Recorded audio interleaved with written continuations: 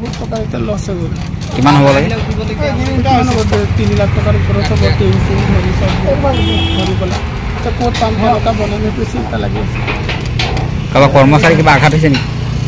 তেনেকুৱা ভবা নাই বাৰু। ভিতৰত খালি আঘাত হ'ব গৈ আছিলে সিমানটোতে আৰু মানে টিংখন উৰি আহি মানে ডিঙি চিঙি লৈ গ'লেহেঁতেন মানে ভালকৈ আমি পালেঙৰ তলত পালেং আছে বেডৰ তলত সোমাই গ'লোঁ আমি সেইটোকে বাচিলোঁ মানে কিমানজন খাই থকা অৱস্থাত। কিমানজন কৰ্মচাৰী আছিল? আমি 4 জন আছিলোঁ। কাৰোবাৰ কিবা হৈছে নেকি? নাই তেনেকুৱা বাৰু তেনেকুৱা দুখ পোৱা নাই। সিহঁতৰ ঘৰটো ভাঙি দিলে চিন্তা লাগিছে।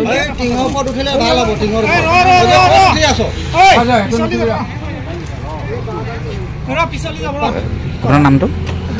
সুনীল কৰ্মকাৰ। গেৰেজ গোটেই গুচি গ'ল, ডাঙৰ ঘৰ গোটেই গুচি গ'ল, ইলেক্ট্ৰিক লাইনত যিমান যি তাঁৰ চাৰ চব গুচি গ'ল। বহুত ক্ষতি হ'ল আৰু ডাঙৰকৈ আহিলে হপককৈ ধুমুহা বতাহটো আহি বহুত ক্ষতি কৰিলে। যিমান যি আছিলে চব নষ্ট হ'ল, লণ্ডভণ্ড হ'ল ভাঙি মেলি। ঘৰ ভাঙি আপোনাৰ এই নেশ্যনেল হাইৱে কাষতে এয়া চব ওচৰতে ডাঙৰ পাতনি বতাহ আহিলে আৰু ঘৰে চৰে নি তাৰ ওপৰত। কাৰোবাৰ ক্ষয় ক্ষতি হৈছে নেকি? ক্ষয় ক্ষতি হৈছে, ঘৰ দুৱাৰ বহুতৰ ভাঙিছে ইয়াত আৰু আমাৰো বহুত প্ৰচুৰ পৰিমাণে তাঁৰ ছিঙিছে, য'ত ত'ত খুটাও ভাঙিছে বুলি ক'ব পাইছোঁ। আমি এতিয়া বৰ্তমান এইটো আঁতৰাই আছোঁ আৰু ইফালে এখন সম্পূৰ্ণ কৰ্তন কৰা আছে আৰু এতিয়া আমি সম্পূৰ্ণ নোচোৱা নেমেলাকৈ আমি বিদ্যুৎ প্ৰবাহিত কৰিব নোৱাৰোঁ। ক্ষয় ক্ষতি তাঁৰ ছিগিছে, বহুত ঠাইত তাঁৰ ছিগিছে, বালিপাৰা আশে পাশে বহুত জেগাত তাঁৰ ছিগিছে। প্ৰত্যেক বতাহ ধুমুহাই আমাৰ গোটেই লাইন টচনচ কৰি পেলাইছে। বালিপাৰা ফিটাৰ বিশেষকৈ বালিপাৰা ফিটাৰটো বিশেষকৈ আমাৰ টচনচ হৈ গ'ল।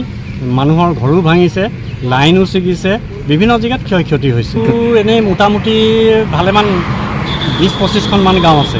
এতিয়া আমাৰ আন্ধাৰত আছে, আমি 10 টোমত কামত এতিয়া বিজি হৈ আছোঁ আৰু আছে লগত পেচাৰজন আমাৰ লগতে আছে।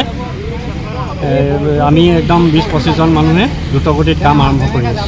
বিদ্যুৎ তাৰত কাৰোবাৰ মানুহৰ কিবা ক্ষয় ক্ষতি হৈছে নেকি? মানুহৰ বিদ্যুতৰ কাৰেণ্টৰ পৰা ক্ষয় ক্ষতি হোৱা নাই, কাৰণ গোটেই লাইনটো কৰ্তন হৈ আছে, বৰ্তমান কৰ্তন হৈ আছে এতিয়ালৈকে। আৰু কিমান দেৰি কৰ্তন হৈ থাকিব সেইটো আমি ক'ব নোৱাৰিম, কিন্তু লাইন এতিয়া আমি বনাই আছোঁ।